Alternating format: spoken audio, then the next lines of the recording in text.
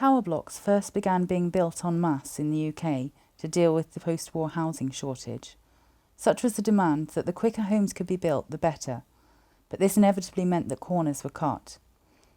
One of the most favoured quick and cheap methods of the time were prefabricated large panel system tower blocks, but many of these types of building are plagued with problems due to their poor design and unskilled workmanship. In May 1968, the 22-storey Ronan Point tower block collapsed like a pack of cards, killing 5 people after a small gas explosion. Following this, regulations were changed and similar blocks were tested, and if they couldn't withstand minimal pressures, then gas was removed, but the structural problems remained. 15 years later, we found that a further 9 Ronan Point-style blocks were still unsafe. The inherent design flaws meant that fire compartmentation between flats was compromised as gaps opened up between the large panels. Our fire test in 1984 confirmed this, and despite the new regulations, the blocks still couldn't withstand the minimal pressure forces required, and they were ultimately demolished. Over time, the lessons from Ronan Point have been forgotten. In 2017, residents on the Ledbury estate in Peckham raised concerns about the safety of their tower blocks. Investigations into those blocks, and others since, have shown that many large panel system towers across the country suffer from the same fire and structural risks seen at Ronan Point, and some have a gas supply. In 2009, 6 people died in a fire at Lakanal House in Camberwell. Sam Webb, our architect, was an expert witness for the families at the inquest. Southwark Council were fined because their refurbishments had made the block unsafe.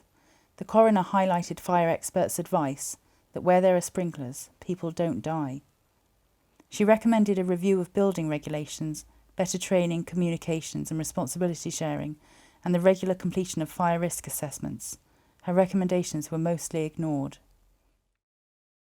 Tower Blocks UK reconvened in the wake of the Grenfell Tower fire.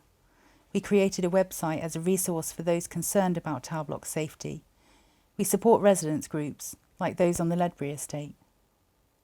Our main concerns are blocks with unsafe cladding, blocks without sprinklers, and structurally unsound large panel system blocks, many with gas supplies and some with flammable cladding. We are developing self-help resources, such as the fire safety checklist, which can be used by tower block residents to assess and report the risks. Landlords must then take action. Since the Grenfell Tower fire, some money has been allocated and we are better informed, but systemic change appears to be deferred until the public inquiry report in several years' time. MP Karen Buck's Homes Act and Dame Judith Hackett's Building Regulations Review must be implemented, monitored and enforced now, because fire safety cannot wait. 1 million people are living in tower blocks in the UK. They must be safe in their homes. We call for a comprehensive national inspection programme for all residential tower blocks and the resources to tackle the implications. We must work to ensure that a disaster like the Grenfell fire never happens again.